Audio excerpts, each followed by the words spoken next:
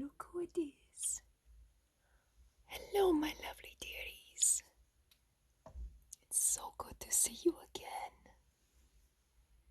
This is your lovable ghoul, Sindy O'Hanahan, and welcome to another spooky, scary story time.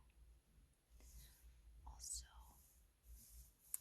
I've added a few little more relaxation triggers for you as well to help you get a wonderful night's sleep after some really amazing stories for you. So happy that you're here with me tonight, because again, we're in the most wonderful time of year. So, what I'm going to do for you is again pick 3 stories from one of my favorite books called Scary Stories to Tell in the Dark. Or rather, technically it's more scary stories to tell in the dark, because in this case, the sequel is better.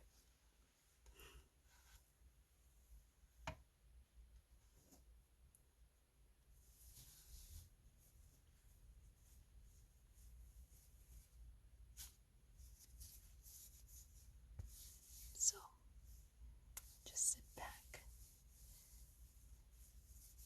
get refreshments out, fill your glass up with wine, water, blood, whatever suits you. Let's get ready for another spooky story time. Alright, so I want to ask you now, are you feeling comfortable? Okay. You're feeling relaxed? Good. That's what we like to hear. And all the other ghouls like to make fun of me, trying to see that mortals are relaxed and feeling comfortable. But you know, Cindy's an equal opportunist.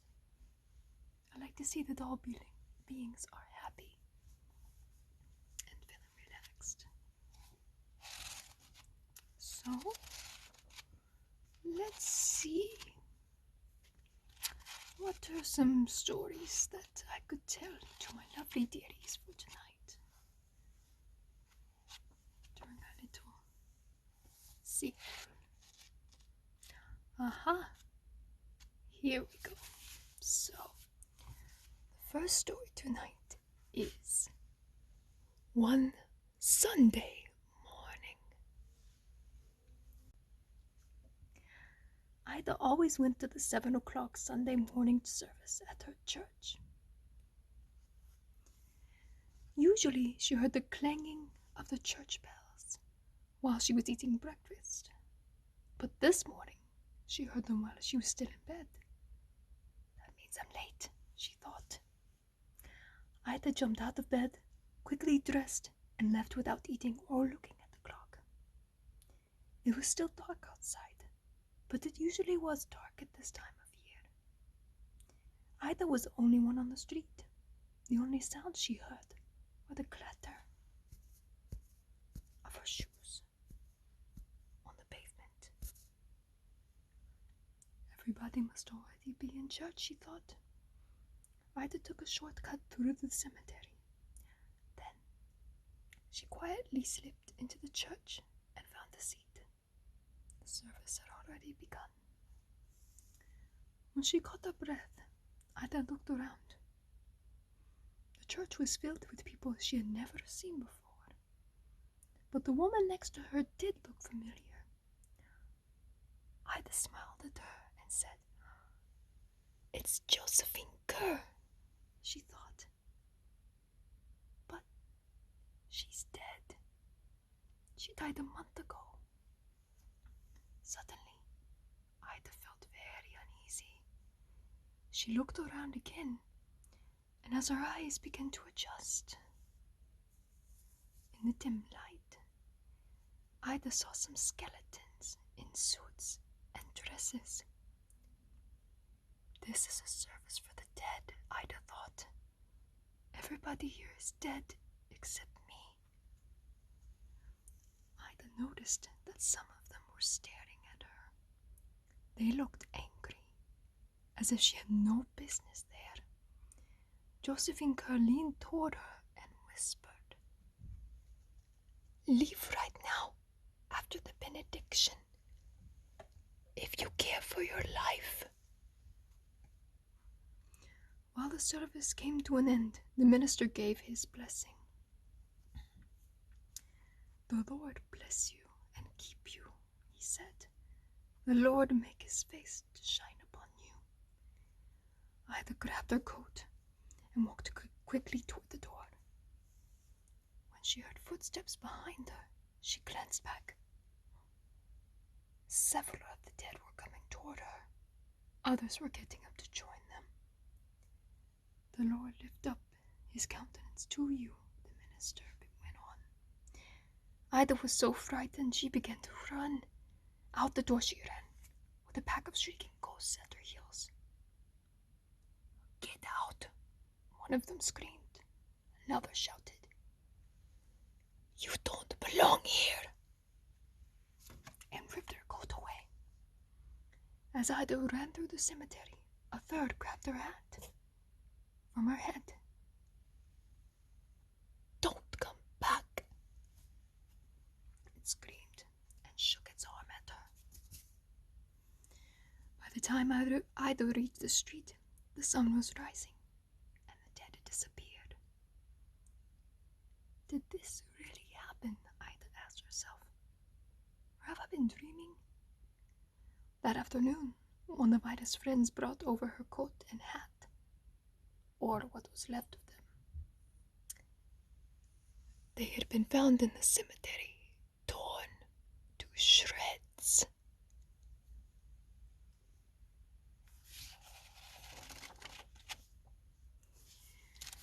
Looks like Ida had a little bit of a doozy.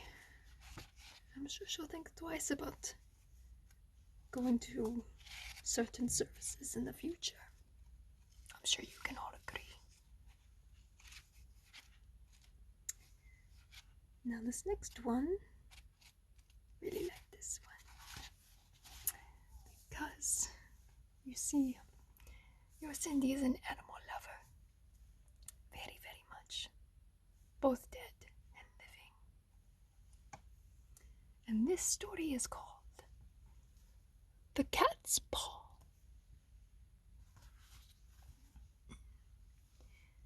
Somebody was stealing the meat Jed Smith kept in his smokehouse. Every day, a ham or some bacon or something else was missing. Finally, Jed decided he had to put a stop to it. One night, he hid in the smokehouse with his rifle and waited for the thief. He didn't have to wait long, for soon, a black she-cat slunk in. She was the biggest cat Jed had ever seen. When she jumped up and pulled down a ham hanging from the ceiling, Jed grabbed his rifle and turned on the lights. But instead of running away, the cat jumped at him. He fired and shot off one of her paws. Jed was sure he heard a woman scream right after his gun went off. The cat began tearing around the room, spitting and yowling. Then she ran up the chimney and was gone. Jed stared at the cat's paw. Only it wasn't a cat's paw anymore. A woman's foot lay wriggling on the floor, all shot up and bloody. So it's a witch that's been doing it, he told himself.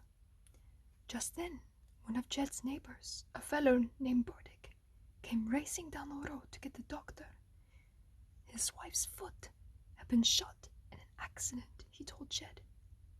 She's bleeding pretty bad, he said. The doctor got to her barely in time. People who were there when it happened said that she was spitting and yowling just like a cat.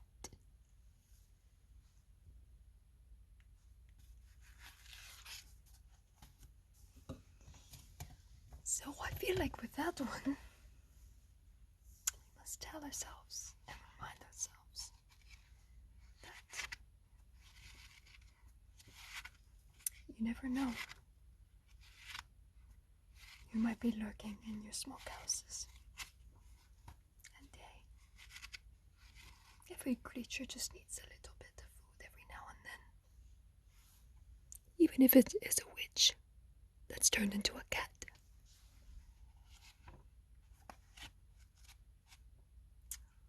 I hope you're all having a lovely time so far. So I'll do one more story for you. And for this one, I thought I'd decide to introduce a little black comedy into our evening. A little bit of a comedic turn to wrap up the stories for the evening.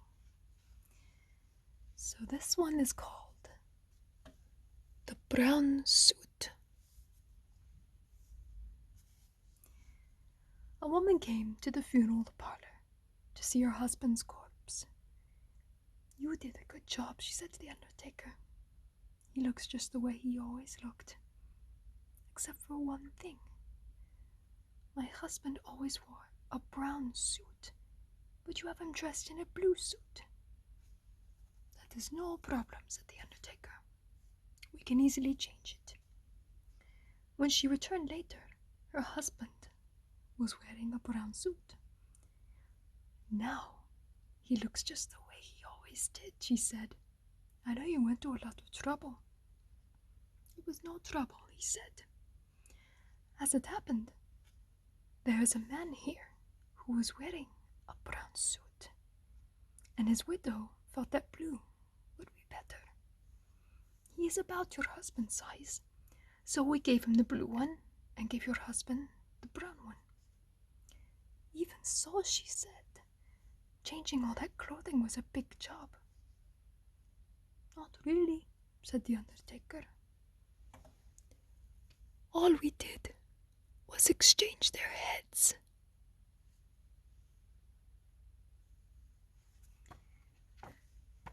Say, at least the undertaker is efficient. Got to give him points for that.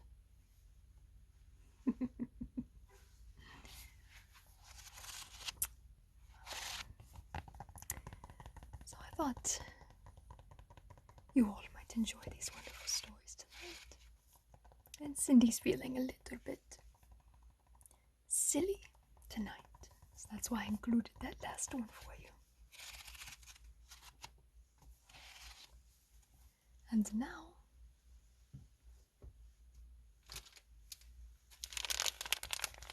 Cindy actually got a request from a lovely viewer. Sadly, she knows so many souls, dearly departed and all, so she can't remember exactly the name, but whoever requested a certain little trigger tonight, thank you. I hope you enjoy it.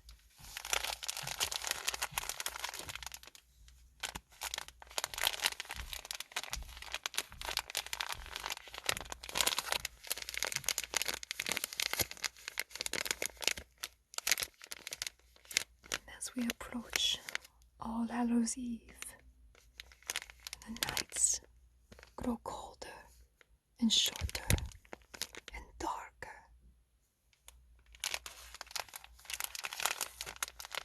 This is Cindy's little reminder to everyone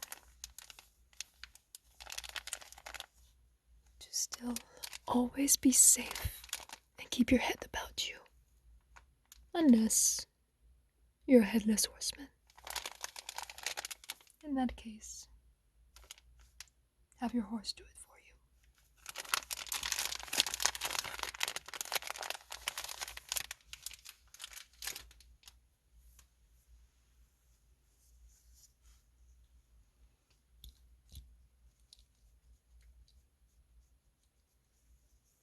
And I hope you remember too, my dearies. Even though it might be a rough year for many mortals, just remember too that we all still have each other, no matter what.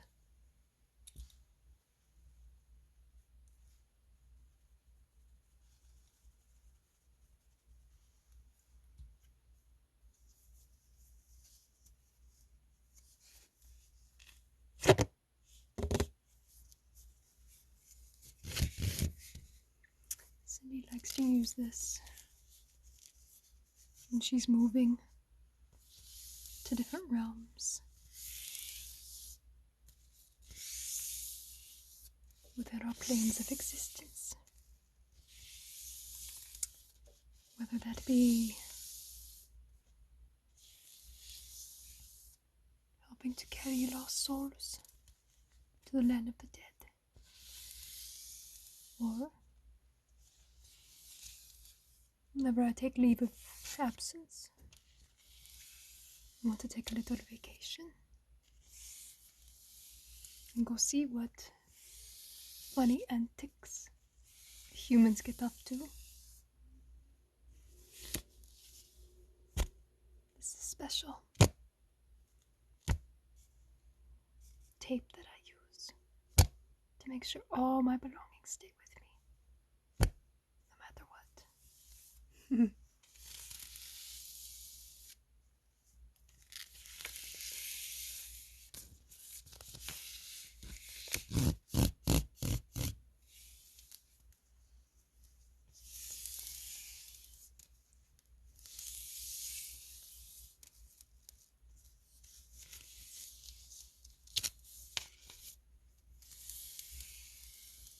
trying to remember where I even got this. Might have been an old ghoul roommate of mine, back when I was still learning how to be a full-fledged ghoul.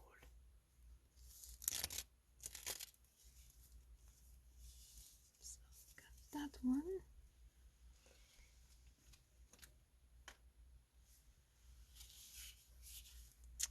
So sadly, Sindy didn't have a lot of leather items in the arsenal, but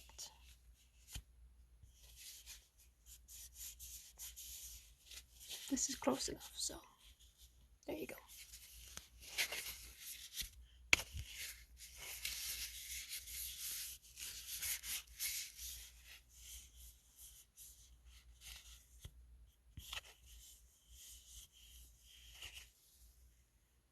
Whether you could see this or not.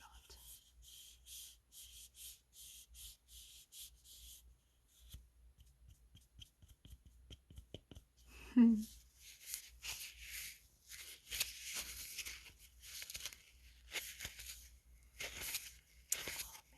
I know I've got so many plans coming up. It gets closer to the big night, and I hope you all do too. And whether that be just having a simple drink, toasting to all of the spirits, or you're like me and enjoy giving a little spook. I definitely hope you all can see to it that this year provides a very satisfying Halloween.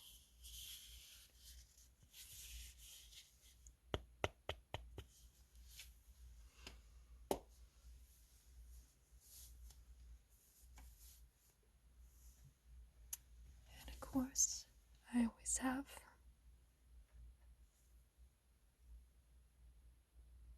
My trusted light with me.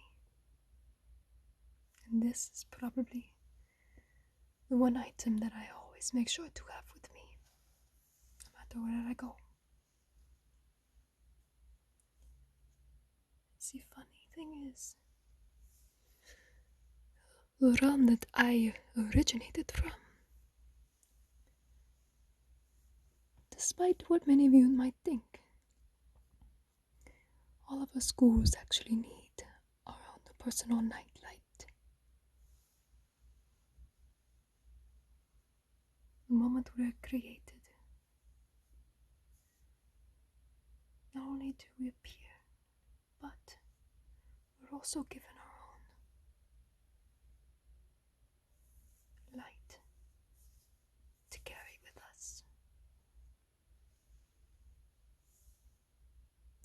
It never extinguishes, never grows dimmer, remains eternal. And because I love you, dearie, so much, I'll let you in on a little secret. It also provides a bit of source to my power. Shh, that's a classified secret.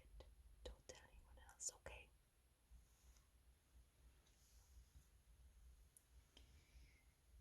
But you see, the main thing is it provides comfort. And it provides a message that no matter what situation you go through in life, or wherever you end up, or whoever you may meet, as long as this remains lit forever,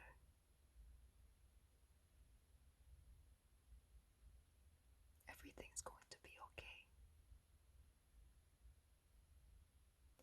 And you're still going to be you and true to you, no matter what. So, to wrap up our little night together again, just like last time, I'm going to do a little bit of candlelight relaxation. This time though, I want you to really pay attention to this light, okay? And just follow it as I hold it in front of you. Just follow this light as I bring it all around.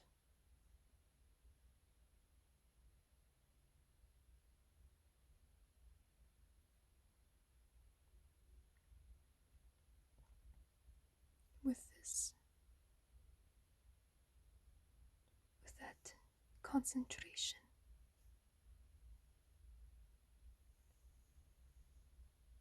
this helps you meditate and focus. It also helps to amp up your own power that you have within yourself, even for mortals like you.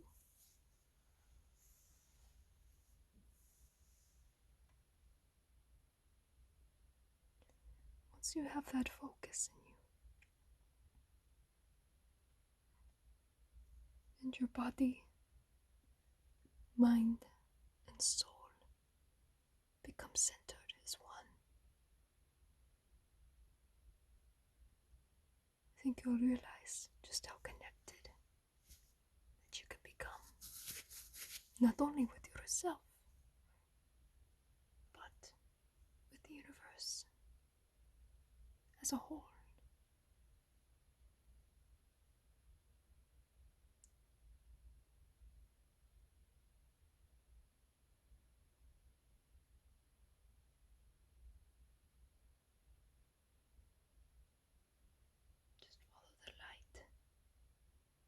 as you reflect back on your year. And even the past, present, and future.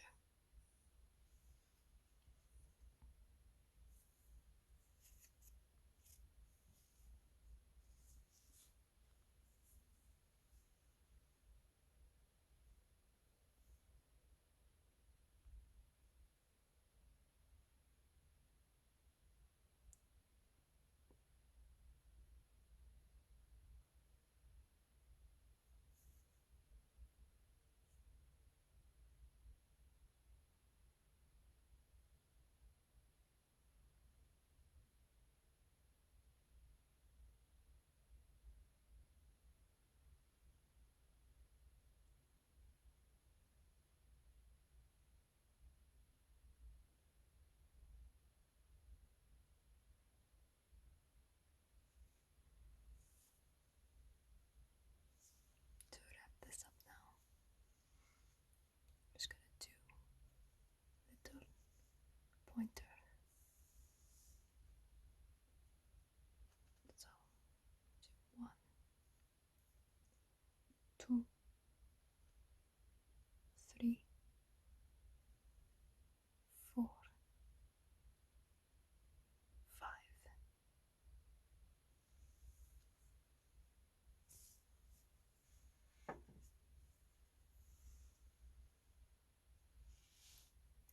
My lovely dearies, thank you again for joining me for another spooky, scary story time tonight.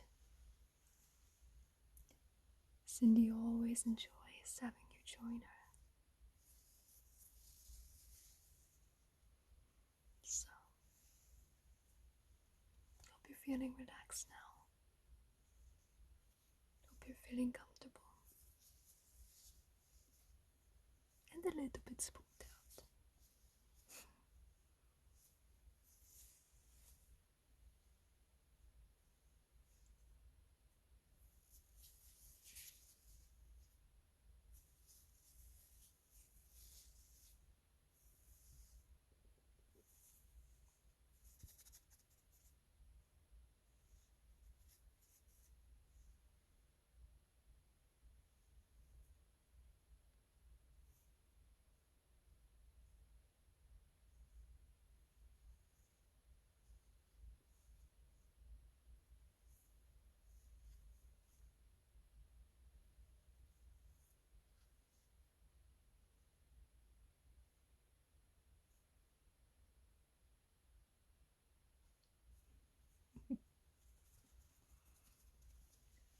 So,